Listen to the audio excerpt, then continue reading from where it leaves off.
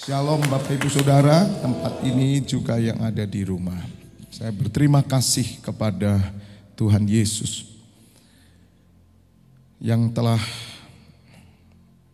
datang kepada saya tahun 98, bulan September, dan saya memutuskan untuk dibaptis tanggal 1 Oktober tahun 98. Jadi hari ini saya bersyukur karena saya berjalan bersama Tuhan Yesus 25 tahun tepat pada hari ini. Satu perjalanan yang indah, dan saya kembalikan kepada Allah Elohim Bapa yang mengutus putranya, terlebih Roh Kudus yang menuntun, yang membuat saya mengerti kebenaran demi kebenaran. Dan saya sungguh bersyukur tadi pagi, ya saya tidak bisa membendung air mata saya, hanya bersyukur. Tapi saya diajar oleh Tuhan satu kebenaran bahwa kekristenan itu bukan agama. Tapi kekristenan itu sebuah perjalanan bersama Tuhan. Dan kita harus mengerti ini, 25 tahun bukan waktu yang singkat. Saya sungguh bersyukur, saya sungguh berterima kasih. Dan saya melihat bagaimana karyanya bekerja dalam hidup saya. Seorang yang nothing to be something. Seorang yang tidak ada apa-apanya, tidak dikenal, tidak memiliki apa-apa, saudara. Tetapi ketika Tuhan Yesus datang, dan saya berjalan dengan Tuhan Yesus, serta Roh Kudus yang menuntun saya, maka saya dulu orang yang nothing, tidak mengerti apa-apa. Tetapi saya melihat bagaimana karyanya terjadi dalam hidup saya. Itu bukan sebagaimana yang dibayangkan banyak orang. Saya ingin jadi pendeta, saya ingin khotbah, saya ingin terkenal, saya ingin punya gereja, saya ingin ini. Tidak, saudara, bukan itu. Dan orang berpikir, ya karena Bapak punya panggilan khusus. Tidak, Bapak Ibu Saudara, bukan. Kita semua memiliki panggilan yang sama. Tapi Tuhan memberikan jawatan. Dulu saya tidak memiliki jawatan gembala, tetapi sama. Kita dipakai berjalan memperlengkapi. Kalau dulu saya tidak mengerti, kita berambisi, saudara.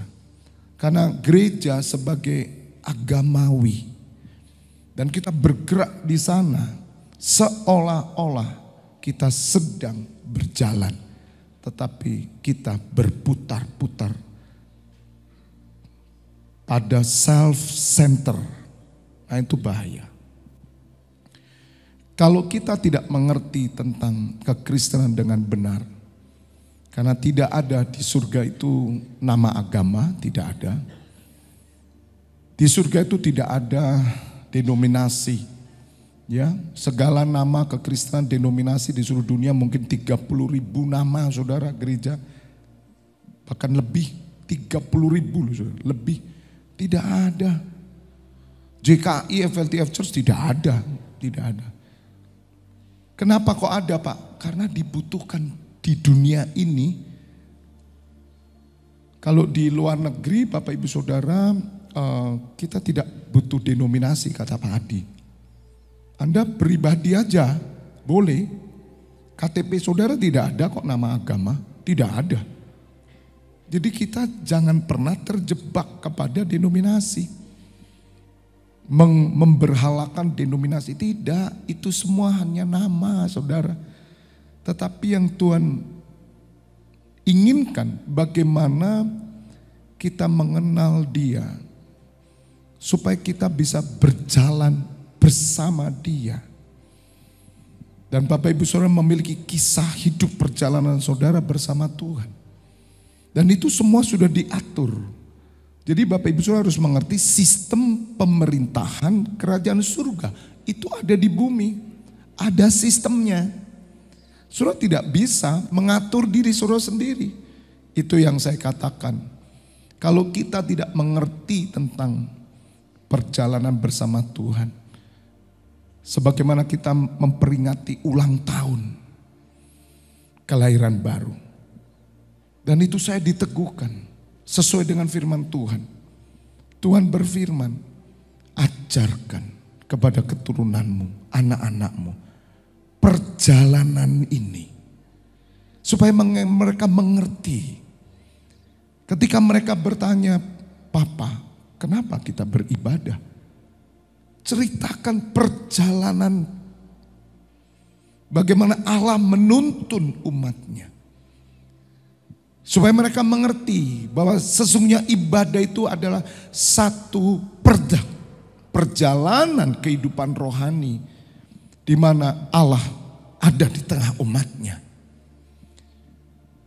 Dan Tuhan di tengah umatnya itu bukan seperti patung yang duduk diam. Kemudian umat datang minta maaf saudara dan dia mungkin membungkuk 3 kali. Apakah itu Tuhan? Tapi kita mau menjadikan dia begitu. Itu kesalahan fatal. Dan kita berpikir bahwa Tuhan itu sosok yang sangat luar biasa, besar sekali. Dan saudara umat yang kecil kayak semut begitu. Dan dia hanya duduk gini, Anda datang. Kemudian kita bawa sesembahan, apapun saudara. Dan kemudian saudara merasa bahwa saudara sudah mendapatkan sesuatu. Bapak ibu saudara, Tuhan Yesus datang untuk menyatakan kehadiran Allah di tengah-tengah umatnya. Dan sampai hari ini Allah hadir di tengah kita. Dan Allah tidak diam, tapi dia terus bekerja di antara kita untuk membawa kita masuk dalam rancangannya. Katakan amin. Kita berikan kemuliaan buat Tuhan Allah kita. Satu hal yang Bapak Ibu harus tangkap, apa yang Tuhan kerjakan di tempat ini, bagaimana saya mulai terus mendorong Bapak Ibu Saudara untuk mengingat perjalanan rohani saudara. Terus terang tadi pagi saya lupa saudara, wajar, terlalu banyak yang dipikirkan, yang dirasakan, yang diingin dituju untuk Tuhan. Bagaimana kita harus menyelesaikan keimaman kita. Sampai kadang tidak tahu tanggal, tidak tahu hari, yang penting sukacita. Dan puji Tuhan istri saya mengingatkan tanggal 1. Wow, saya langsung Tuhan, aku bersyukur.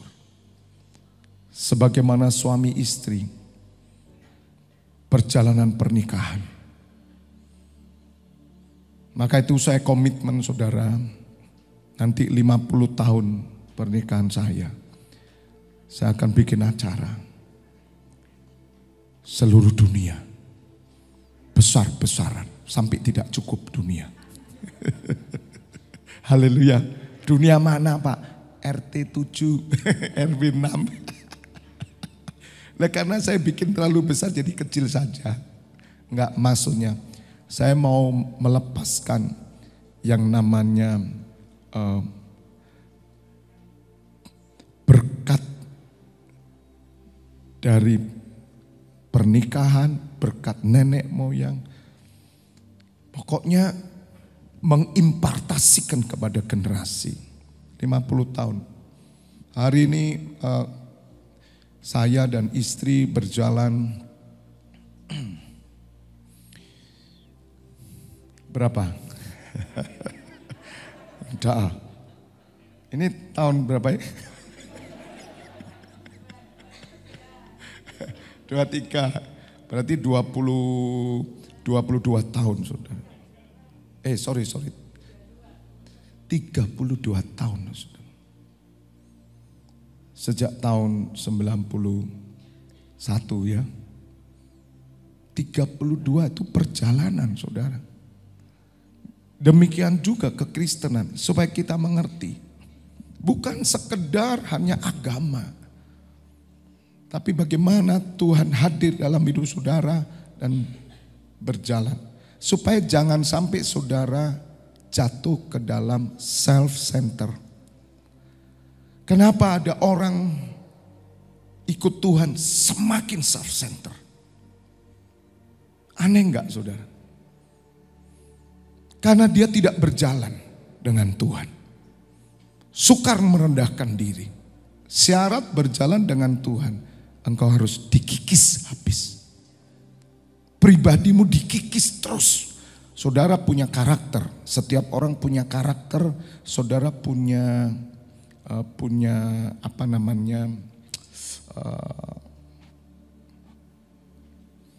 yang berbeda-beda ya. Bukan karakter apa ya. Seperti saya orangnya meledak-ledak, misalnya ada orang yang kalem, itu pribadi masing-masing. Saudara punya, tolong jangan ngomong kamu ya. Sakia sama ini Pak Pipi marah loh nanti. Ini loh Pak Agus yang membuat saya terus. Pak Agus itu doa buat saya. Jangan ganggu saya. Bagaimana saya bisa kontrol diri saya Pak? Ngerti sekarang Pak Agus? Tuhan mau saya harus kendalikan diri, siap saya.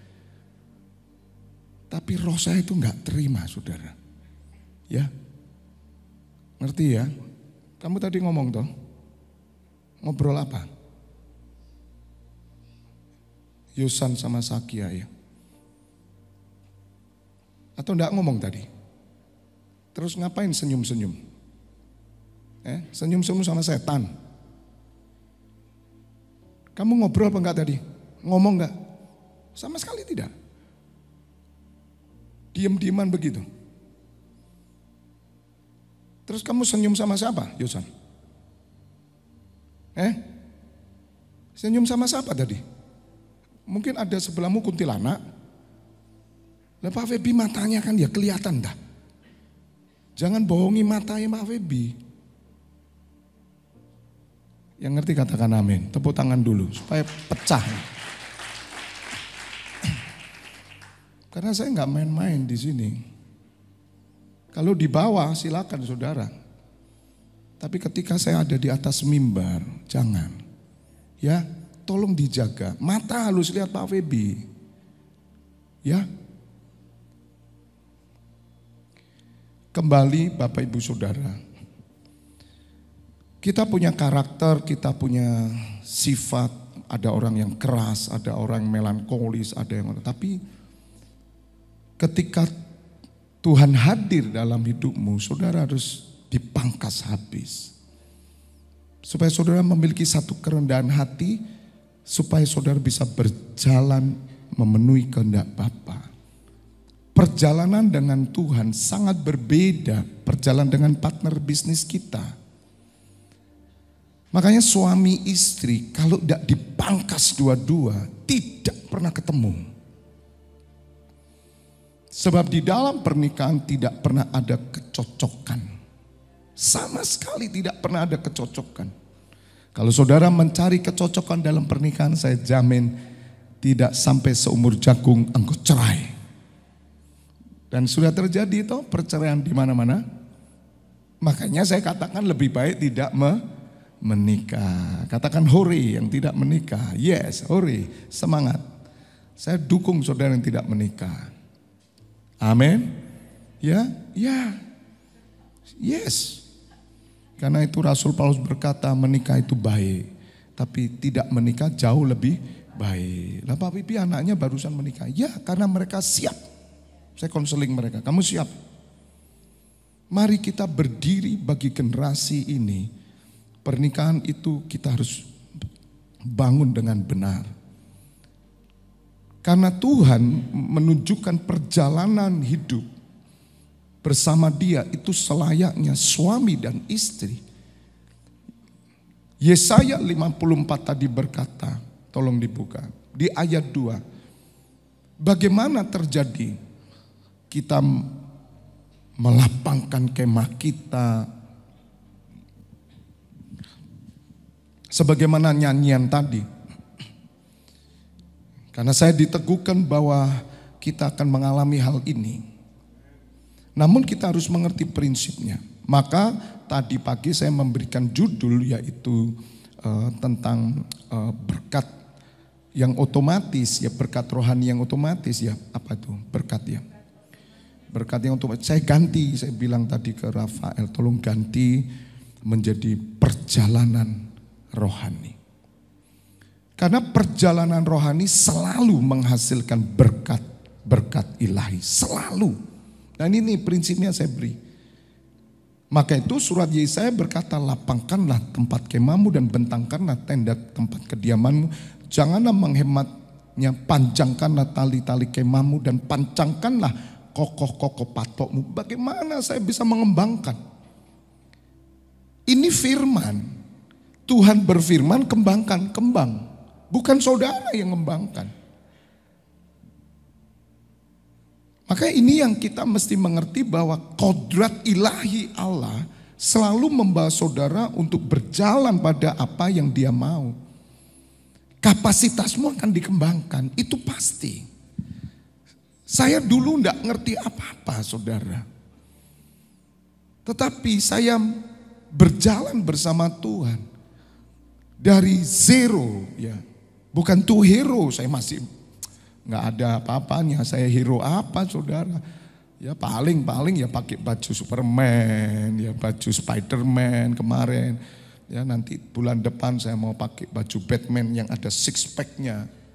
Karena ini opa sudah ya. Jadi lihat saya dari depan, jangan dari samping. Kalau dari samping opa Batman. Ya, yang anak-anak muda itu Batman-nya. Kemarin ada seorang ibu yang menunggu kita nanti di Yamaha 28. Ibu ini berkata, Pak, saya tunggu. Bulan depan 28 Oktober pas Sumpah Pemuda ya saudara. Dia tunggu dan dia seorang ibu ini bukan orang Kristen bukan, tapi dia senang walaupun hanya satu lagu dia ada di situ. Itu duduk di sebelahnya Bu Swan dan dia senang sekali saudara. Ibu ini usia 60 tahun dan dia katakan, saya suka itu kaosnya Bapak. Oh iya ini Spiderman. Ya, oke, bulan depan saya tunjukkan sesuatu lagi. Senang saudara. Kok tambah six pack yo Bapak Pendeta ini. Jadi Bapak Ibu Saudara, Tuhan itu punya kodrati untuk membawa umatnya itu berjalan, bergerak sesuai dengan firman-Nya. Nanti saya tunjukkan rahasia yang besar di dalam Matius 4 nanti ya jangan dibuka dulu. Saya jadi ngerti. Ayat 3. Sebab engkau akan mengembang kemana? Ke kanan dan ke kiri. Ini bukan gemuk saudara ya. Jangan dialegorikan kegemukan. Tidak saudara. Ini kapasitas roh ya. Tidak ada hubungannya gemukmu dengan roh. Yang kurus itu yang tidak bisa gemuk-gemuk karena sudah memang kodratnya kurus. Ya, yang gampang gemuk ya sudahlah karena happy. Oh berarti yang kurus tidak happy? Tidak, karena tidak ada hubungannya. Ya, hubungannya gemuk dan tidak itu dari makanan. Itu aja. Ya, mengembang ke kanan ke kiri, keturunanmu akan memperoleh tempat bangsa-bangsa. Kapan saudara? Apa keturunan kita nanti akan memerintah Amerika, Spanyol? Nanti di sana ada kota-kota yang harus saudara perintah. Saudara, kita harus belajar nanti ya di pengajaran saya akan ajarkan. Kita harus tahu tentang heaven itu. Surga dalam kacamata Tuhan Yesus yang tinggal di sana. Supaya Bapak Ibu suruh tahu bahwa kehidupan kedua itu real saudara. Tuhan Yesus naik tiba-tiba hilang kemana. Wong saya naik pesawat setiap kali naik pesawat. Saya coba cari nggak ada itu mungkin Tuhan Yesus lagi duduk di mana. Loh karena dia terangkat kemudian kan hilang. Ke langit keberapa? Paulus berkata aku di bawah langit ketiga. Itu surga ketiga. Jadi di balik dunia ini, di balik awan ini ada kehidupan. Cuman mata saudara tidak lihat. Maka kamu mesti punya mata roh. Dibuka mata roh, Anda melihat. Tuhan Yesus berfirman, berbahagialah orang yang tidak melihat aku namun percaya. Salah satu tanda saudara bertemu Tuhan Yesus, mata rohmu dibuka. Ketika mata roh dibuka, engkau memandang Alkitab bukan sekedar buku, tetapi inilah kitab kehidupan. Dulu tidak ada siapapun mau baca Alkitab, walaupun itu diperintahkan oleh Tuhan kepada bangsa Israel pada zaman dulu tetap baca Taurat. Hari ini pun tetap baca Alkitab. Makanya saya bersyukur kalau saudara bisa digembalakan dengan benar. Mungkin Bapak Ibu Saudara masih belum ngeh, tapi taat. Taat baca Alkitab. Kenapa kok sulit Pak baca Alkitab? Mata rohmu gak dibuka. Loh tapi kalau mata roh gak dibuka, apa gak bisa baca Alkitab? Bisa. Orang Israel sampai hari ini mata terselubung. Baca setiap hari Sabat dari anak-anak sampai orang tua. Baca Taurat terus kok. Terus baca. Karena Tuhan perintahkan. Sebab dengan Taurat itu dia tuntun umatnya. Maka itu saya berdoa saudara semuanya yang saya gembalakan taati. Saya dulu gak ada yang gembalakan, gak ngerti. Andai kata ada yang menggembalakan, orang yang mengalun berkata baca Alkitab, saya baca saudara. Katakan amin. Dan akan mendiami kota-kota yang suci. Itu betul. Kota yang sunyi, maaf. Ayat 4. Janganlah takut sebab engkau tidak akan mendapat malu. Dan janganlah merasa malu sebab engkau tidak akan tersipu-sipu. Sebab engkau akan melupakan malu keremajaanmu. Dan tidak akan mengingat lagi aib kejandaanmu. 5. Sebab yang menjadi suamimu ialah siapa? Dia yang menjadikan engkau Tuhan semesta alam namanya. Yang menjadi penebusmu ialah yang Maha Kudus, Allah Israel. Ia disebut Allah seluruh bumi. Tepuk tangan. Kenapa Tuhan berkata ia menjadi suamimu? Apakah benar Allah itu seperti bergender begitu? Tidak. Itu hubungan yang terjadi antara Allah dengan umatnya yang dia kehendaki. Karena manusia berdosa itu Bapak Ibu Saudara, Adam. Sehingga Allah harus memilih umat pilihannya. Dan umat pilihan yang pertama dipilih adalah Israel. Yang dinubuatkan. Dan sekarang saudara dan saya. Maka itu Bapak Ibu harus mengerti kekristenan itu sebuah perjalanan yang terus bergerak. Bukan sekedar agama yang sebagaimana kita mengetahui. Supaya Bapak Ibu saudara mengerti perjalanan yang dilakukan oleh Abraham, Ishak, Yakub, oleh Musa tetap bergerak terus sampai hari ini. Tiang awan, tiang api. Roh Allah bekerja. Tabut perjanjian Tuhan tetap ada di tengah umatnya. Dan Allah mencari seorang yang berdiri untuk menuntun setiap umatnya. Tuhan Yesus sudah datang untuk menuntun dan dia ada di surga. Belum selesai semuanya. Siapakah yang menuntun? Maka dipilihlah orang-orang yang diberi otoritas sebagai pemimpin, yang memimpin umatnya. Dan setiap saudara yang dipimpinnya diberikan roh yang sama. Supaya saudara taat, supaya saudara bergerak bersama-sama dengan pemimpin. Katakan amin, katakan amin, katakan amin. Dan ini yang Tuhan Yesus ajarkan terus pada perjanjian baru melalui Rasul Paulus di dalam Efesus 5. Tolong dibuka Efesus 5. Bagaimana Tuhan katakan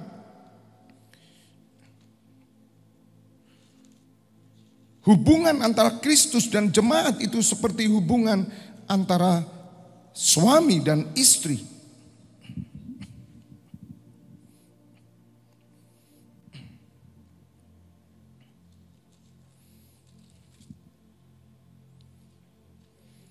Kita baca. Saya tunjukkan aja tentang kebenaran ya. Ini bukan sekedar ngomong tentang pernikahan, tapi dialegorikan sebagaimana saya ngomong ke saudara. Supaya saudara ngerti, saudara pikir ini cuma agama. Agama itu enggak ada hubungan sama seperti gini loh. Saudara suka mobil nih.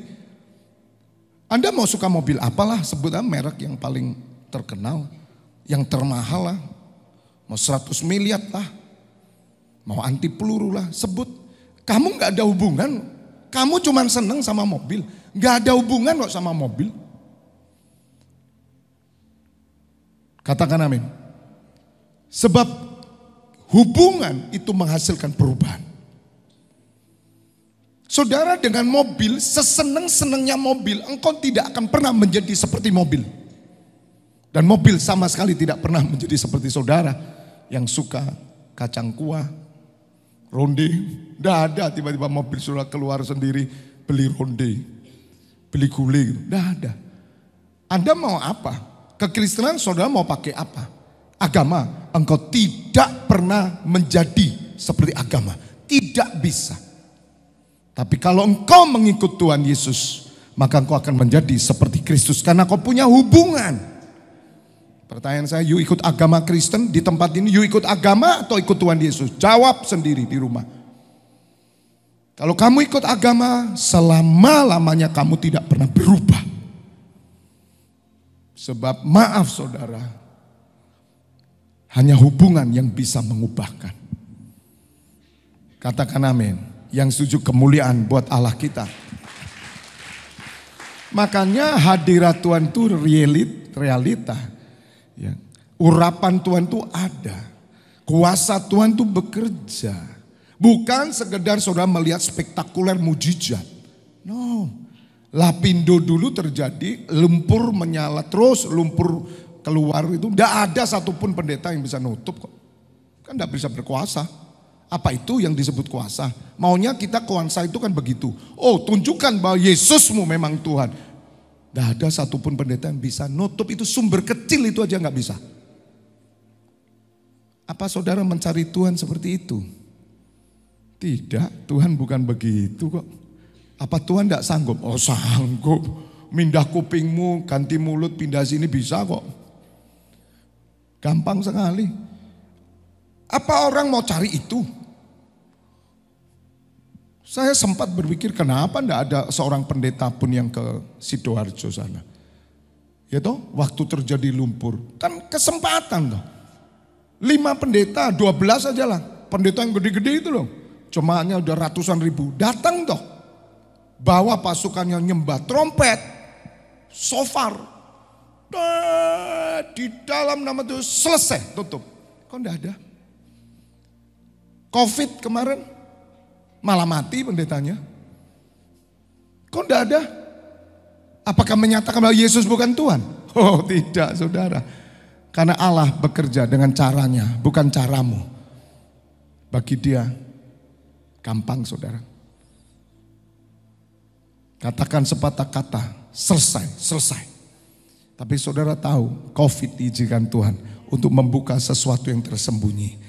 Supaya Tuhan bisa bergerak menjangkau setiap orang melalui live streaming. Terjadi kegerakan roh NCC Internasional bangkit ketika Covid ada. Dan Tuhan memakai Covid itu untuk membawa suara kebenarannya, yaitu bangkitnya kerajaan imam. Dan sampai hari ini terjadi kebangkitan itu karena Tuhan bekerja di tengah-tengah kesukaran, kegelapan dalam kehidupan. Maka itu saudara harus mengerti. Kalau engkau berjalan dengan Tuhan, segelap apapun keadaanmu, dia sedang menyatakan kemuliaannya. Amin. Hai istri, tunduklah kepada suamimu seperti kepada Tuhan. 23. Karena suami adalah kepala istri, sama seperti Kristus adalah kepala jemaat. Dialah yang menyelamatkan tubuh. 24.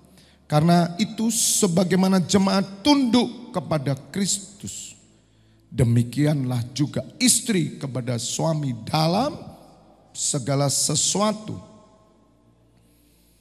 Hai suami, kasihilah istrimu sebagaimana Kristus telah mengasihi jemaat dan telah menyerahkan dirinya baginya untuk menguduskannya. Kristus menyerahkan diri bagi jemaat.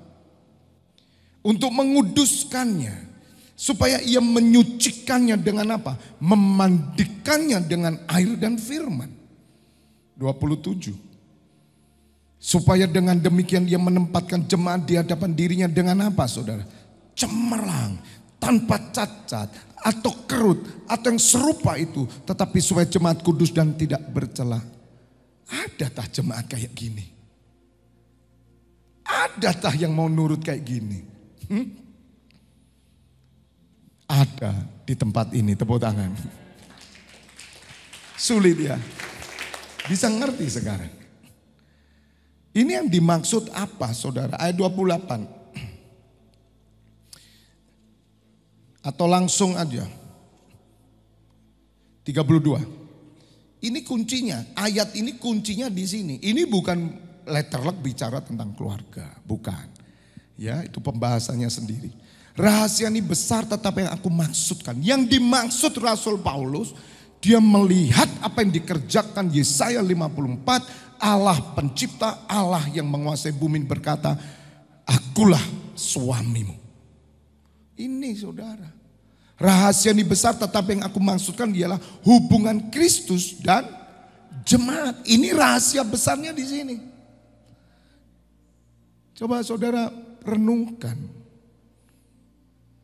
Maka tadi pagi saya katakan ketika saudara mengerti tentang perjalanan rohani. Saudara mengerti ketika saudara percaya Tuhan Yesus sudah dibaptis. Engkau bukan lagi dua, melainkan engkau satu. Loh, ini bicara apa? Bukan dua tapi satu. Kan ngomong pernikahan. Makanya di pernikahan Kristen ada yang namanya perjanjian. Perjanjian itu bukan sekedar agreement, tetapi covenant. Agreement itu notaris, saudara. Masalah sertifikat rumah, ya, warisan itu notaris. Suami istri tidak begitu. Covenant, perjanjiannya kekal. Karena mereka bukan lagi dua, melainkan satu. Katakan amin. Demikian juga Kristus dengan jemaat. Satu. Siapa yang menyatu dengan Tuhan Yesus? Angkat tangan. Menyatu loh, menyatu loh. To be one. Makanya Tuhan Yesus berdoa, ya Bapa, biarlah mereka menjadi satu. Seperti aku dan Bapa satu. Kita tubuh Kristus. Kita dengan Kristus menyatu, dengan Allah menyatu. Kita tubuhnya dengan jemaat menyatu. Maka kita harus mengerti ini, ada kesatuan roh. Tidak ada saudara di dalam Kristus perpecahan sendiri-sendiri, tidak mungkin. Ini yang Bapak Ibu harus mengerti tentang kebenaran mengikut Tuhan Yesus. Menjadi umat pilihan Allah yang dibedakan. Di mana saudara sudah diberikan yang namanya hak waris. Dikhususkan. Dan saudara harus mengerti tentang hal ini. Supaya jangan saudara memutuskan atau saudara mencoba untuk mengerti tentang kekristenan itu hanya karena keputusan saudara. Karena saudara ingin yaudah jadi Kristen. No. Berjalan bersama Tuhan.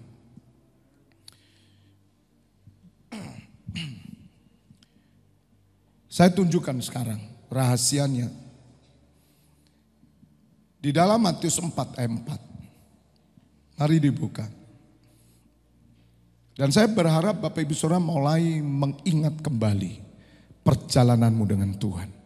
Kapan saudara dibaptis? Mari anak-anak kita juga. Nanti minggu ketiga saya akan buka baptisan.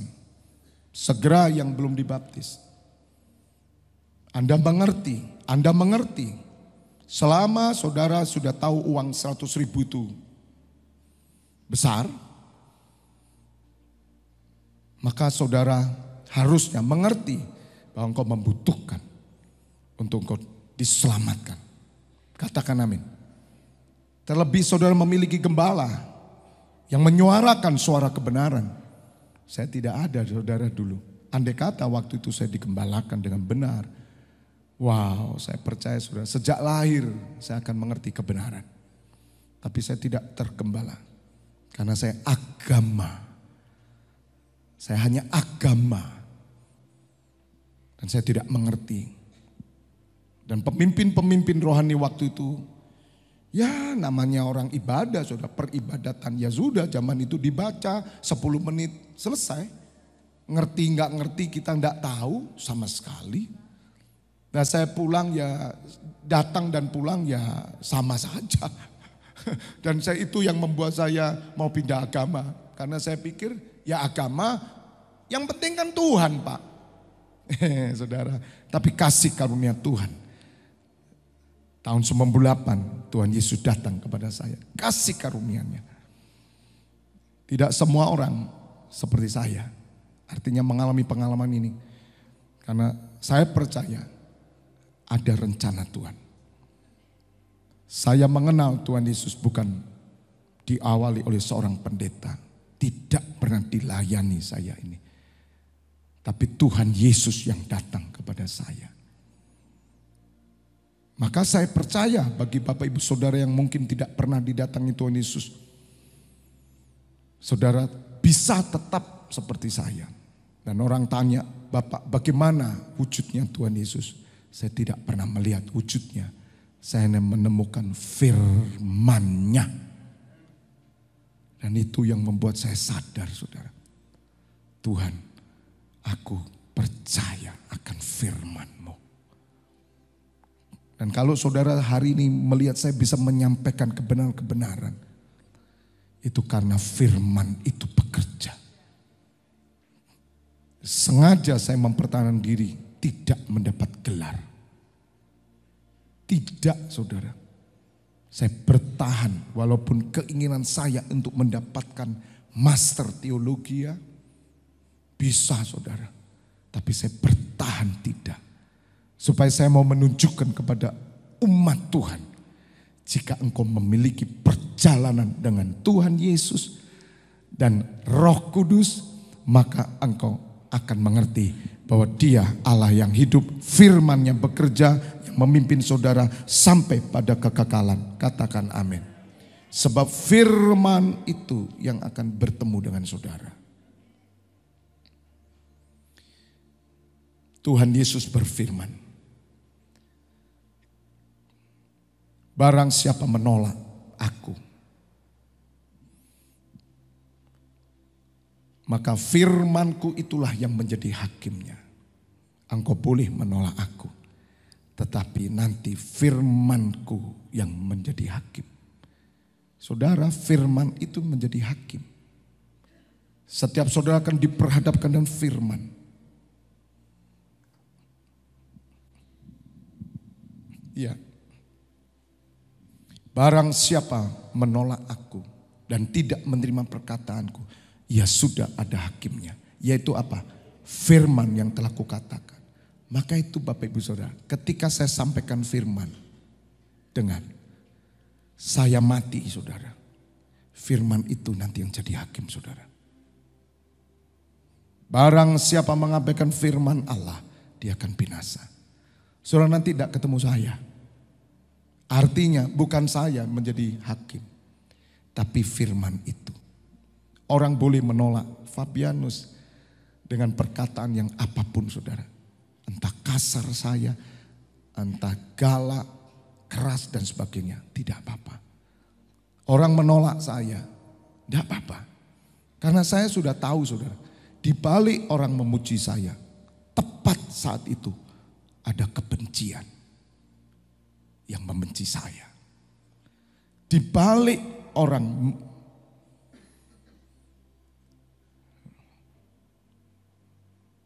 mungkin memberikan penghargaan, di balik itu dia akan menyangkal saya. Itu selalu, saudara. Pada saat yang tepat, orang memuji saudara, saat yang tepat dia tolak saudara. Bukan orang itu, tapi saudara harus tahu hidupmu mengalami itu. Jadi saudara tidak perlu risau. Amin. Orang mau percaya atau tidak masalah. Keluarga saudara sudah ngomong, tidak usah masalah, tidak perlu saudara marah dan memusuhi. Tidak perlu, karena apa yang kau katakan itu nanti yang menjadi hakimnya. Dan mereka akan teringat firman yang disampaikan olehmu. Katakan amin. Itulah yang akan menjadi hakimnya pada akhir zaman. Maka itu Matius 4 ini yang Tuhan teguhkan saya. Apa yang dimaksud dengan perjalanan rohani bersama Tuhan? Karena kekristenan bukan sekedar, Pak, saya mau dibaptis. Karena apa? Ya katanya kalau dibaptis itu udah tidak berdosa lagi. Terus kemudian ya saya menjadi anak Tuhan. Terus apa lagi? Ya sudah, Pak. Apa itu? Sama seperti pasangan hidup. Saudara, Tuhan menerima kita apa adanya. Dia sucikan kita dari dosa. Untuk apa? Untuk saudara menjadi partner Tuhan. Katakan amin. Kekudusan salah satu syarat menjadi partnernya. Itulah saudara dibaptis. Jangan self-center dong. Jangan ego-center dong. Kamu bilang, ya saya sudah tidak berdosa. Enak ya ikut Tuhan Yesus. Tidak dosa, buktinya bahkan berkata bahwa semua dosa kita dari lahir sampai mati sudah ditanggung. Loh, kamu bukan belum berbuat dosa 2024. Oh nanti kalaupun dosa sudah ditanggung. Makanya banyak orang Kristen minum-minum, banyak orang Kristen ngerokok, banyak yang kemudian dugem, ganja, dosa-dosa apapun. Karena mereka berkata apa? Sudah dihapuskan. Terus apa yang kau lakukan? Happy, Pak. Makanya ikut Tuhan Yesus memang happy. Happy apa? Happy tos. Happy apa? Kamu enggak happy, kamu melarat, saya bilang. Kamu kering. Orang kelihatan kamu itu kaya tapi kamu melarat. Itu Tuhan Yesus katakan di jemaat Laodikia. Sebab kamu berkata aku cukup apa? Jangan tipu diri toh saudara. Ikut Tuhan tuh jangan tipu diri. Orang kalau ikut Tuhan, dia harus mengabdi, dia harus ikut. Jangan ego lah. Jangan bikin gereja itu keuntunganmu. Memang ibadah itu menguntungkan saudara. Kita ketika beribadah kita mengalami lawatan Allah. Kita pulang sesuatu yang terjadi di dalam hidup kita. Katakan amin. Sesuatu terjadi. Untuk apa terjadi itu? Supaya Tuhan mengubahkan hatimu untuk dia berjalan bersama engkau. Untuk engkau berjalan bersama Tuhan. Makanya dia Immanuel. Ayat 3-nya dulu. Bapak Ibu Saudara, ayat ini Tuhan buka saya. Saya ngerti sekarang.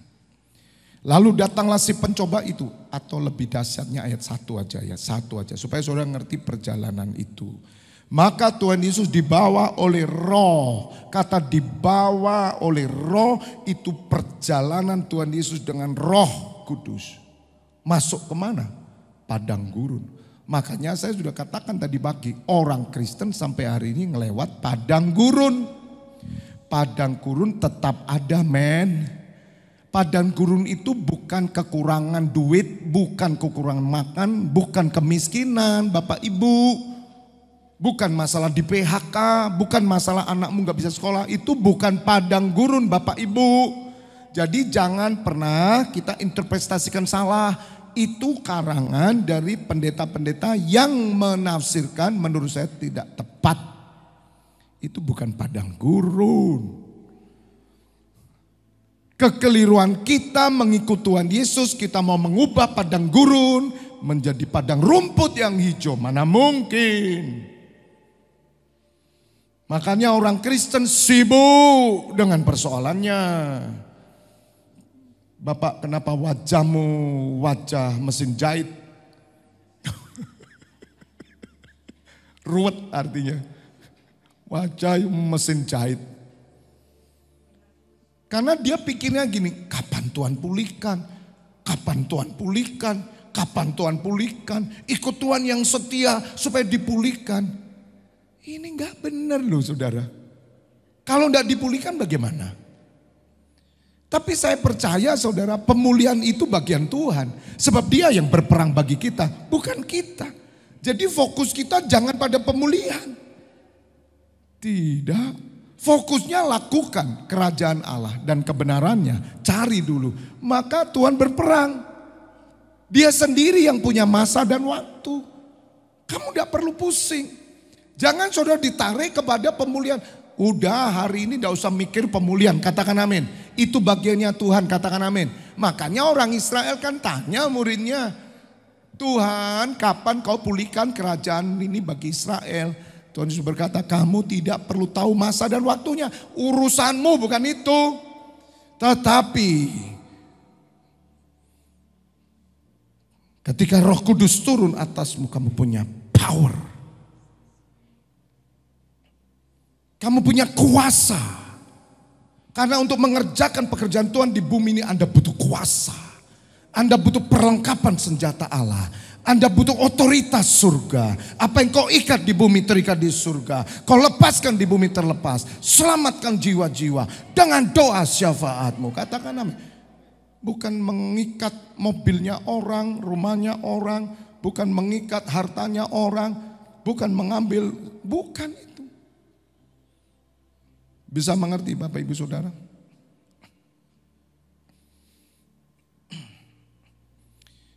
Maka Tuhan Yesus dibawa oleh Roh ke padang gurun. Dan ingat padang gurun masih ada sampai hari ini. Dan padang gurun itu adalah satu perjalanan saudara menuju pada rancangan Allah. Setiap orang Kristen ada di padang gurun untuk fokus pada kerajaan Allah. Makanya setiap hati orang percaya, di dalam hatinya ada erangan, ada penderitaan, ada kesengsaraan. Ada tugas tanggung jawab. Bukan untuk dirinya, tapi untuk orang lain. Itu bukan tugas pendeta, Bapak Ibu Saudara. Tugas semua imam. Makanya di tempat ini tidak ada jemaat. Semua adalah imam-imam. Kalau perlu saya kasih pendeta, semua pendeta. Katakan amin. Bisa Pak, bisa. Asal Anda siap, jangan main-main.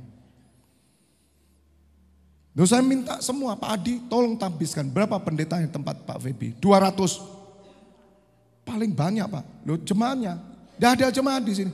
Semua pendeta. Kenapa? Karena kami imam Tuhan. Tidak ada zaman sekarang jemaat. Tidak ada. Semua pendeta. Imam karena Tuhan Yesus imam besar. Bahkan kita menyatu dengan Tuhan Yesus kok. Yang membuat jemaat dan pendeta itu siapa? Manusia. Katakan amin. Maka itu setiap saudara yang datang ke tempat ini, jangan pernah berpikir engkau jemaat biasa. Tapi engkau adalah imam pelayan Tuhan. Meskipun saudara duduk di belakang sambil memuji, engkau imam. Jangan saudara berpikir bahwa oh pendetanya Pak Vibi, udah santai aja. Sini nyanyi, sana ngorok. Berapa banyak saudara orang yang memposisikan terus jadi pendeta. Jadi jemaat. Orang yang memposisikan diri jadi jemaat, minta maaf. Dia ada di tempat yang paling rendah di surga. Karena kamu orang asing. Kita bukan orang asing saudara. Orang yang berjalan dengan Tuhan bukan orang asing. Dan Tuhan berfirman, jangan pernah orang asing masuk dalam persekutuan kamu. Kecuali disunat. Itu pun tidak mudah saudara. Harus keturunan Israel. Kehancuran bangsa Israel itu karena memasukkan orang asing, wanita asing, semua penyembahan asing, marah Tuhan. Katakan amin. Maka itu kita berdoa, gereja bukanlah orang asing. Gereja bukanlah kumpulan para pendatang. Tapi kita adalah kawanan sewarga kerajaan Allah, keluarga Allah. Katakan amin. Keluarga Allah, keluarga Allah, keluarga Allah. Namanya keluarga ada Bapa rohani dan ibu rohani. Bisa mengerti saudara? Ini keluarga family of God. Makanya saya selalu bilang, kebetulan ini di streaming. Andai kata streaming tutup, orang tidak tahu saya marah-marah. Bapak jangan begitu Pak, jangan tegur di muka umum. Ini keluargaku, cuman bedanya aku di streaming. Tutup aja streaming. Saya tegur saudara tetap karena Anda anak saya. Saya tidak peduli saudara. Orang mau tersinggung, mau marah, go ahead, silakan. Tapi ini di streaming, wah ini pendeta galak sekali ya. Wah ini pendeta arogan, emang gue pikirin. Masalahnya keluargaku kamu expose, ya udah, saya nggak bisa toh pura-pura kemudian ya kelihatan indah, tapi hancur di dalamnya. Yang mengerti katakan amin. Maka ini family of God. Jadi sulit sekali cari persoalan seperti kita. Gak ada kira-kira di dunia, cuma satu. Haleluya. Amin. Kembali Bapak Ibu Saudara, Tuhan Yesus dibawa oleh Roh ke padang gurun. Ini perjalanan. Makanya ketika saya mengingat 1 Oktober 98, nangis saya. Sama seperti sepasang kekasih. Dan itu kisah perjalanan saya. Selama saudara berjalan bersama Tuhan, sesuatu terjadi dalam hidupmu. Henok berjalan 300 tahun bersama dengan Allah. God walk with Henok. Immanuel itu Tuhan beserta kita, itu Kristen. Makanya saya mencoba terus saudara. Saya percaya tiang awan, tiang api tetap berjalan. Amin. Kalau tiang awan bergerak, saya bergerak. Jadi tugas pemimpin apa? Membawa semua imam-imam ini. Jemaat yang dipercayakan Tuhan. Kalau zaman dulu jemaat, hari ini imam-imam bersama saya. Tugas saya apa? Duduk-duduk. Ya? Kongko-kongko saya. Leye-leye begitu. Seperti Musa, dia di hadirat Allah setiap saat. Buka peka saudara. Karena ini berjalan. Makanya prinsip pemerintahan gereja dengan pola yang saya lakukan berbeda. Dan saudara akan bisa merasakan. Seperti bangsa Israel bergerak, saudara bergerak. Kita sedang bergerak visi 2033, karya kemuliaan Allah. Bapak Ibu Saudara, disinilah kita baru mengerti nanti. Bahwa Tuhan tidak berubah. Dulu, sekarang, dan selama-lamanya. Katakan amin. Ayat 2. Tolong pemusik masuk. Perjalanan rohani akan saya seri saudara. Supaya orang ngerti. Jangan pernah ada jadi agama Kristen. Jangan saudara. Dan setelah berpuasa 40 hari dan 40 malam akhirnya laparlah Tuhan Yesus. Lapar saudara. Ingat perjalanan umat Israel. Bagaimana padang gurun membuat mereka lapar. Ingat. Kenapa Tuhan izinkan padang gurun? Supaya kamu tahu bahwa Dia di tengah kamu. Makanya umat Israel diizinkan kekurangan. Tidak ada roti. Tidak ada makanan. Tidak ada anggur. Sebagaimana yang dikatakan di dalam Surat Ulangan 29, tapi gak usah dibuka dulu aja. Ikuti yang khotbah tadi pagi. Tuhan izinkan. Oh itu di Yesaya 54 ya, atau Ulangan, gak tahu. Supaya umat Israel tahu Tuhan hadir. Maka dia turunkan yang namanya mana. Itu yang saya katakan, ada yang namanya berkat otomatis ketika Anda berjalan bersama Tuhan. Saudara berjalan bersama Pak Jokowi aja pasti berkatnya ada kok. Tidak mungkin orang berjalan bersama Tuhan tidak diberkati, katakan amin. Tidak mungkin, tidak mungkin. Tinggal konotasinya berkatmu apa. orang yang ngerti perjanjian baru beda perjanjian lama, saudara. Tuhan tunjukkan perjanjian lama, Abraham semakin kaya. Itu semua dalam rancangan menggenapi supaya nanti munculnya Mesias. Ketika Tuhan Yesus lahir, saudara, kita perjanjian baru tidak membahas itu semua. Di perjanjian baru penderitaan, cobaan, pikul salib terus. Makanya orang-orang yang mengagung-agungkan kekayaan khotbahnya selalu perjanjian lama. Saya tidak, saudara. Saya mengambil perjanjian lama itu untuk mengerti hatinya. Karena Tuhan Yesus berkata, pelajari kitab nabi-nabi. Saya harus mengerti hati Bapa. Supaya saudara ketika mendengar firman ini engkau berjumpa dengan Allah. Itu ibadah. Firman yang disampaikan engkau ketemu Tuhan. Bukan sekedar membahas hanya pemulihan. Bahkan ada tema khotbah yang dahsyat. Bagaimana kita bisa membuka rekening kita menjadi miliarder. Wah, hebat. Saya pikir ngapain gereja bahas ini? Lihat saudara, orang dijebak hanya pada pemulihan keuangan, pemulihan ekonomi. Ya Tuhan. Saya bersyukur saya ketemu Tuhan Yesus. Bukan masalah kehidupan dunia, masalah kekekalan. Saya cuma tanya, Tuhan siapa yang mengampuni dosaku ini? Dan Tuhan Yesus datang, akulah yang mengampuni kamu. Kenapa aku tidak pernah tahu Tuhan? 30 tahun aku ke gereja. Aku diberkati juga di gereja pernikahanku. Tapi aku kok tidak mengerti hal ini, bahwa engkaulah juru selamatku yang menebus.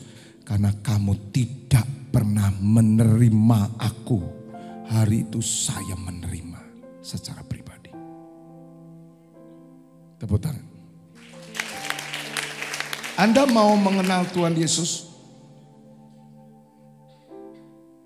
Lihat hidup saya, perjalanan saya.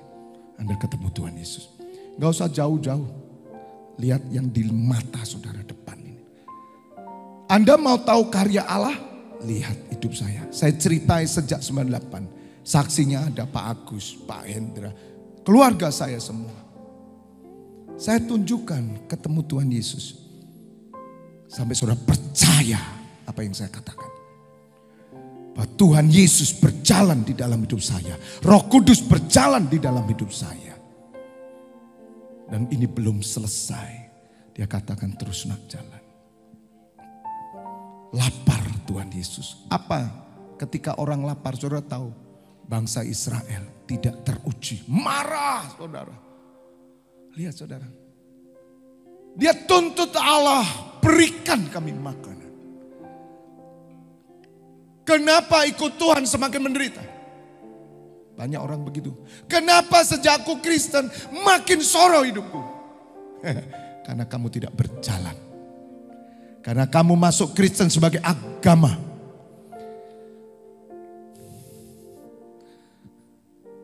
Sehingga engkau protes. Saya bersyukur saudara. Saya tidak ada urusan dengan itu. Saya cuma urusannya kekekalan Tuhan. Aku mau kenal surga. Aku mau kenal pribadi yang di surga. Aku mau kenal Tuhan. Siapa yang menuntun aku? Ayat 3. Lalu datanglah si pencoba itu sebentar ya.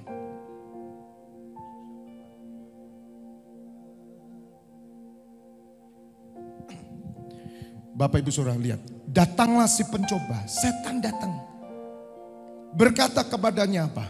Jika engkau anak Allah, perintahkanlah supaya batu-batu ini menjadi roti. Saudara, Tuhan tahu dia sebagai manusia, dia dilatih berjalan dengan Tuhan. Dengan Allahnya melalui Roh Kudus. Dan iblis mulai mencobai dia. Supaya dia mulai keluar dari kehendak Allah. Apa tidak sanggup Tuhan Yesus membuat batu menjadi roti? Oh sanggup. Mau minta jadi roti apa? Moho. Do you know moho? cakwe, lumpia, milih apa? Mau jadi kruisan rasa apa? Rum, keju, kismis, warna coklat, warna apapun bisa. Tapi kenapa Tuhan Yesus tidak mau? Karena Tuhan tahu. Perhatikan ayat 4. Ini loh Kristen. Tapi Tuhan Yesus menjawab, ada tertulis. Manusia hidup bukan dari roti saja, tetapi dari setiap firman yang keluar dari mulut Allah. Saudara dengar pewahyuannya apa? Semua umat pilihan Allah dituntun dengan firman-Nya. Bukan sekedar firman itu makanan. Kita berkata menafsirkan, kita samakan antara roti dan firman. Memang benar. Firman itu adalah makanan, memang. Tapi lebih dari itu. Sebab Tuhan Yesus bergerak dengan firman. Firman itu saudara yang menuntun kita. Makanya Tuhan Yesus datang kepada saya dengan firman-Nya. 25 tahun saya bergerak dengan firman-Nya. Dan sampai hari ini saya berkata, Tuhan beri aku firman. Firman itu yang menghidupkan saudara. Firman itu yang menguatkan saudara. Firman itu yang berjalan. Terus membawa saudara pada kekekalan. Firman Allah. Di mana firman Allah diberitakan? Di gereja. Pemimpin yang hidup dengan firman Allah. Tepuk tangan buat Tuhan Allah kita. Masuk ojo wedi. Masuk semua. Katakan amin. Ngerti saya tadi di situ, Tuhan ampuni. Kita pikir bahwa Alkitab ini, baca Alkitab supaya kau makan. Kalau kau makan apa kenyang? Terus kalau kenyang rohani apa maksudnya? You kolesterol, saya bilang. Firman itu bukan buat kenyang-kenyangan. Firman itu bukan buat pengetahuan. Tapi firman akan menuntun saudara. Saya tidak bisa memberitakan selain firman. Pada mulanya adalah firman.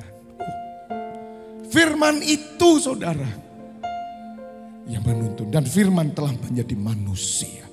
Makanya setiap orang yang percaya kepada Tuhan Yesus, dia peka dengan firman. Itu bukan sekedar dosa, tidak dosa. Tidak. Tapi Allah hidup, berbicara, bergerak dengan sistem pemerintahan. Dia tetapkan gembala pemimpin yang berjalan dengan firman. Firman-Mu pelita bagi kakiku. Amin. Terang bagi jalanku. Kenapa firman pelita kaki? Untuk apa? Nuntun. Maka Tuhan Yesus ketika dicobai, dia katakan tidak. Hidupku melakukan firman. Hidupku melakukan kehendak-Nya dan menyelesaikan pekerjaannya. Jadi kalau saudara dibaptis menjadi Kristen, itu bukan untuk saudara. Tapi saudara dipakai Tuhan menjadi alatnya untuk berjalan terus. Dan saudara membutuhkan firman. Saya tutup Yesaya 48. Oh, sungguh senang saudara. Ayat 16b. Dan sekarang, Yesaya 48 ayat 16b aja. Atau 16. Mendekatlah kepadaku, dengarlah ini. Dari dahulu tidak pernah aku berkata dengan sembunyi. Bagaimana kita tahu firman?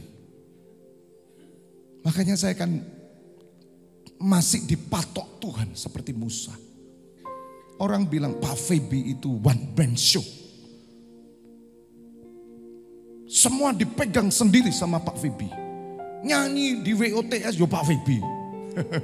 Khotbah yo Pak Feby terus. Saudara, sampai kau mengerti.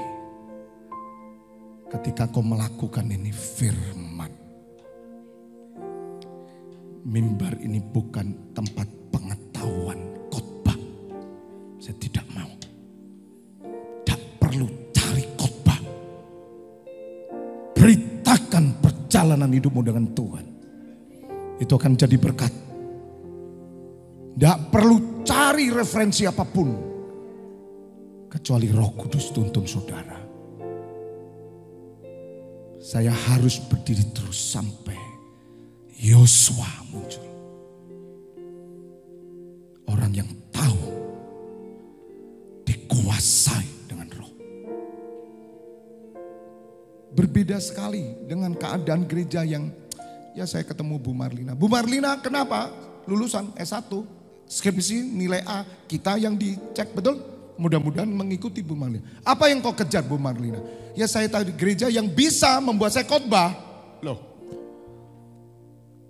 di gereja di mana dia digembalakan, tidak boleh wanita khotbah. Mati kamu. Gak boleh saudara. Gak boleh khotbah wanita. Itu peraturan mereka. Sesuai Alkitab. Memang ada wanita gak boleh berbicara. Di gereja gak boleh berbicara. Di rumah baru ngomong. Berbeda seperti di sini. Kalau di sini saya lepaskan bebas. Bicaralah semuanya. Karena roh Tuhan ada padamu juga. Dan sekarang dia ke Kalimantan, ibu kenapa tidak ke Sumatera? Ibu kenapa tidak di sini? Kalau engkau ngejar khotbah di sini, engkau tidak akan kerasan. Bagaimana saudara? Kok ngejar khotbah itu ngejar apa? Sumatera Pak, ada cabangnya di sana. Puji Tuhan, saya bisa Pak. Ibu kelihatannya benar tapi nggak benar loh ini. Ngapain kamu punya ijazah cuman pengen khotbah? Ya Tuhan, ya Tuhan. Dan itu yang terjadi toh Bapak Ibu Saudara. Apa kita dilatih untuk khotbah? Enggak, kita dilatih hidup bersama dengan firman. Maka pada waktu itulah, pada masa itulah nanti kau akan menyampaikan firman Allah sebagai sebuah kehidupan, otoritas, kuasa Tuhan bekerja dalam hidupmu. Katakan amin, katakan amin. Makanya PR kita besar toh. Saya harus ngubah pelan-pelan. Makanya enggak perlu banyak-banyak jemaat. Cukup segini enggak apa-apa. Tapi saudara berubah, ngerti. Nanti akan dipersiapkan gereja masa depan yang jauh lebih dahsyat, yang kokoh, yang teguh. Sesuai dengan apa yang Tuhan Yesus mau.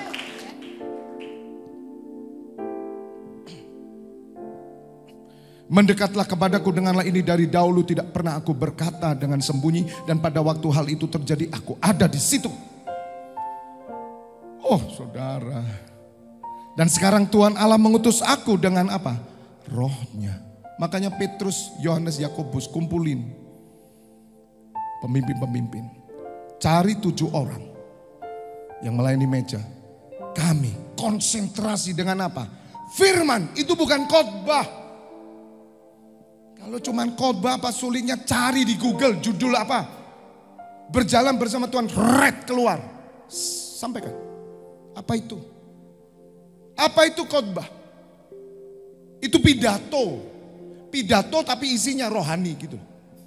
Gak perlu. Makanya saya ajar imam-imam ya. Percaya.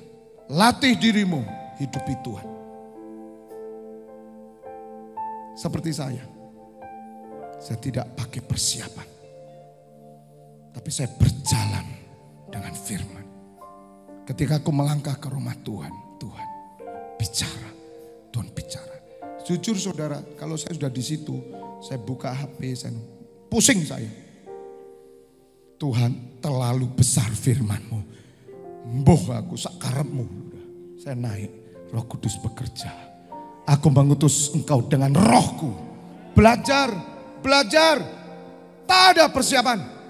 Tapi setiap hari engkau bergaul dengan firman. Setiap hari kau baca firman. Waktu engkau diberi tugas, tidak perlu ajar saudara. Belajar seperti yang saya. Pak, tapi ngeredek saya. Bagus. Ketika kau ngeredek, disitulah engkau lemah. Roh Kudus bekerja dan kau akan heran. Pulang. Waktu engkau menyampaikan firman, engkau akan berkata, engkau dahsyat Tuhan. Aku ngeredek, tapi engkau memampukan aku. Haleluya. Tidak perlu, tidak perlu. Percaya saya. Semua, kalau saudara masuk ke sana, nanti engkau akan dipenuhi dengan firman. Paling saudara hanya punya patokan. Ajar, karena saya sudah dilatih Tuhan. Tutup. Nah tiap hari ngomong gimana? Terserah nanti cara Tuhan. Saya kadang bisa melihat begini. Matius, Markus, Lukas, tek, berhenti saya. Saya buka apa yang Tuhan mau melalui Galatia. Saya baca, tek, masuk. Dan saya kasih tahu saudara, ketika kita menyampaikan the basic of God, bukan sekedar harus ada ayatnya, tidak. Mungkin saudara tidak buka ayat, tapi firmannya sampai. Sama kok. Yang saya alami Bapak Ibu luar biasa. Terkadang saya buka, saya tidak ngerti. Tapi waktu saya baca, sepertinya saya bukanya daging. Tapi waktu saya baca, roh bekerja. Saya dibukakan. Seperti ayat ini. 17. Supaya Bapak Ibu mengerti nanti bergeraknya kemana. Persiapan kita masih 10 tahun depan loh. Saya masih punya power 70 tahun lagi loh. Saya umur 125 loh. 70 tahun lagi saya akan mimpin saudara. Katakan amin. 70 tahun lagi. Musa mati 120. Kalau Tuhan Yesus belum datang saudara. Kita terus semangat.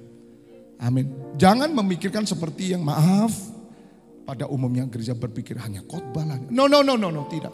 Kita sedang berjalan bersama-sama. Amin. Upah sama. Beginilah firman Tuhan penebusmu yang maha kudus Allah Israel. Apa saudara? Akulah Tuhan Allahmu yang mengajar engkau tentang apa yang memberi faedah, yang menuntun engkau di jalan yang harus kau tempuh. Maka Tuhan Yesus mau disuruh ngubah? Tidak mau.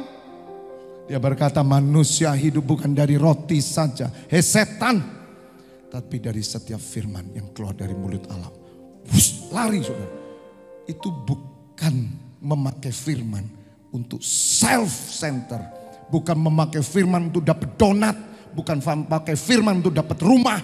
Bukan pakai firman untuk mendapat mobil. No. Kalau Tuhan Yesus mengatakan firman seperti itu, iblis tidak lari. Kenapa iblis tidak pernah lari dari hidupmu? Karena kamu pakai firman untuk dirimu. Sekarang ngerti? Amin. Haleluya. Tuhan tetap berperang bagi kita saudara. 18 sekarang. Jadi saudara ngerti ayat itu hebat ya. Butuh firman. Saudara tidak usah pusing. Ikut saya. Kan sistem pemerintah jelas. Taat, ikuti. Sambil setiap pribadi saudara akan bergerak firman, mengajar, menuntut, memberi faedah. Untuk mendorong saudara untuk bergerak. Ayo bersama Pak Gembala. Ayo terus. Wah tapi ini pergumulan. Terus jalan. Ayo terus bergerak sama-sama. Begitu dong. Sekiranya engkau memperhatikan firman-firmanku. Nah, jadi ketika kita dibaptis, telinga rohani kita buka. Mata rohani kita buka. Makanya yang sudah baptis, kalau kamu masih belum buka, 1 bertobat. Ya. 2, ya mungkin kamu baptis dulu main-main. Buka. Taat. 3, ya saudara harus belajar taat. Kalau sudah dibaptis sudah pindah dari gelap pada terang. Makanya saya pesan sama orang, kalau kamu tidak baptis, tudung Allah nggak ada di atasmu. Bahaya saudara, bahaya. Saya mengerti orang dibaptis sejak bayi itu ngerti. Maksudnya iman orang tua itu memang. Karena dia ada di bawah tudung keselamatan. Orang yang tidak dibaptis terbuka. Loh iblis itu dengan enaknya nyerang. Kamu tidak ada meterai. Ngerti katakan amin. Jangan main-main dengan baptisan. Saudara pikir baptisan nunggu ya. Nah, kalau nanti saya dapatnya orang Arab bagaimana? Orang Cina bagaimana? Kalau orang bule bagaimana? Anda pikir baptisan itu agama apa? Nanti ikut suami pindah lagi. Hei gimana sih kamu itu? Ini enggak masalah itu. Tapi bagaimana saudara akan mendengar, memperhatikan firman. Maka damai sejahtera-Mu akan seperti apa? Sungai yang tidak pernah kering. Ini loh saudara baru saudara ngerti. 25 tahun saya dipimpin oleh damai sejahtera Allah. Kebahagiaanmu akan terus berlimpah seperti gelombang-gelombang laut yang tidak pernah berhenti. Makanya Pak Febi kok happy-happy terus ya. Karena aku berjalan dengan firman-Nya. Makanya saudara, saya kalau ketemu dengan teman-teman hamba Tuhan, saya duduk, saya ngomong panjang. Karena saya tahu kairos Tuhan sedang apa dia hari ini. Waktu di Villa Puncak Tidar, ketemu dengan suami istri yang Kamis saya datang. Mereka dari sebuah gereja yang sampai hari ini tutup. Belum dibuka karena ada masalah intern. Tapi mereka bertahan terus karena apa? Bertahan, tidak bergerak. Karena apa? Karena memberhalakan nama gereja itu. Saya ngajak ngomong mereka tentang kegerakan. Ini loh Tuhan. Belalak saudara. Kenapa? Yang mereka pikirkan muter terus hanya perkara ini aja. Gimana ibadah? Mereka enggak tahu Tuhan sedang berjalan. Makanya kenapa Tuhan persiapkan kita. Pak Febi kok bisa mengadakan seminar? Pak Febi kira, saya mengadakan seminar dengan mudahnya karena apa? Saya berbicara apa yang Tuhan sedang kerjakan dan apa yang diinginkan oleh Tuhan bagi umatnya. Nerocos saya saudara. Katakan amin. Itu yang Tuhan mau. Kalau kamu bicara, bicara firman-Ku. Bukan sekedar bicara tentang Alkitab. Makanya waktu saudara diundang khotbah, nanti tanggal 18 saya khotbah di Surabaya. Apa Tuhan? Sejak hari ini sudah nimbang firman. Apakah kau harus menyampaikan ini? Tuhan, aku butuh firman-Mu menuntun setiap umat-Mu. Katakan amin. Apa yang saudara bicarakan, itu apa yang Tuhan mau hari ini. Bergerak dia. Bukan sekedar hanya cari bahan. Oh rasanya ini lebih enak, rasanya saya diundang lagi nanti. Ada lucu-lucunya gitu ya. Ada kesaksiannya. No. Tapi kisah perjalanan hari ini. Saya mau tanya, perjalananmu sekarang sampai di mana? Makanya kalau saudara tidak digembalakan, engkau berjalan sampai di mana? Engkau percaya Tuhan Yesus. Sampai di mana engkau jalan? Belum jalan loh Pak. Ya Tuhan. Berarti kalian ngapain? Kamu berhenti agama itu. Katakan amin.